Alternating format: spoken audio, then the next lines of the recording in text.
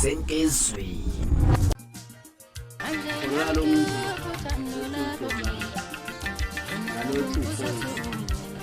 Kunjani madoda? Yakhe zani? Siyaphila kunjani? Yaphoyisa? Ya. Hamba kahle? Koniphoyisa la. Khona nophoyisa. Nginifaka conference. Khona umuntu osaxoxisile na. Cha bo.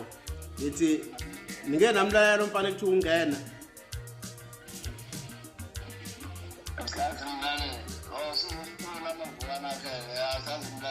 Nilalela ubani kanti nini?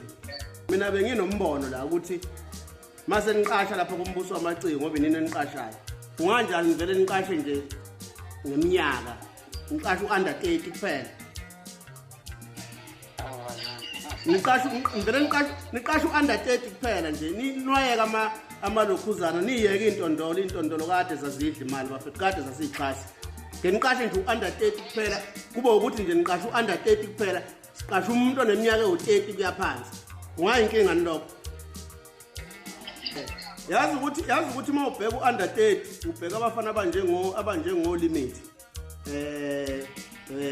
Nobana abanye izingane ezisencane olimit omjabulisi baningi nje abafana abaneminyaka engaphansi ka30 yabo ngesiqashe youth yabo ake siqashe youth ngesiyeke intondolo bafethu intondolo zizamile mangabe ngalunganga kulunganga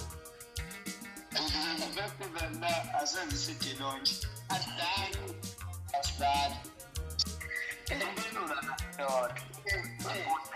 Ngakasho ukuthi angithi ubonile kuleya nesitebe ngibhala khona abantu engibafakile ngithe maze kusafasi babukusana basha.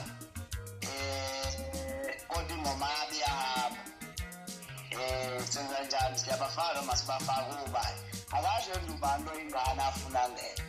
Cha bo ngithi mina izingane zibe u70% intondolo zibe u30%. Ingani iqondile inkulumo yami. Ngiyacela labafowethu angithi mina ngiyacela ngisho ukuthi ngifuna ukunithathela izinqumo emsebenzini wenu. Hayi nganza ukuthi ngiyethamba nezwela laphana ukuthi sizwa kumapholoba uke umfanca ukuthi nje laphana ufuna ukuthi mangabe kuqasha laphana kuqashwe kanjalo laphana ngokweminyaka laphana ukuthi igcwalisa kakhulu abaculi aba under 30 laphana 70% under 30 then 30% walaphana wenkoqo abaculi abadala laphana uchazile ingane ukuthi uma ngabe khuluma abaculi abaphansi kwa under 30 sikhuluma ke insizwe efana no limit kanjalo umjabulisi singakhulu insizwe ezincane ezinganza kwethu laphana uma sikhuluma ke ngabaculi abadala abangaphezulu kwa 30 sikhuluma ngokhuzana sikhuluma ngomthandeni sikhuluma ngo-Ali Mgube baningi kakhulu ezinganza kwethu ke mhlawumbe lithini olwakhuvo ngalolu daba mhlambe usibona kwisinqumo esiright laphana sizokwenza ukuthi nabaculi abasebancane nabo bakhona ukuzuza likhulu ngomculo kanye mhlambe laphana uyibona umdlalo lento ayisho njengoba zisho lezi insizwa akhuluma nazo ukugezani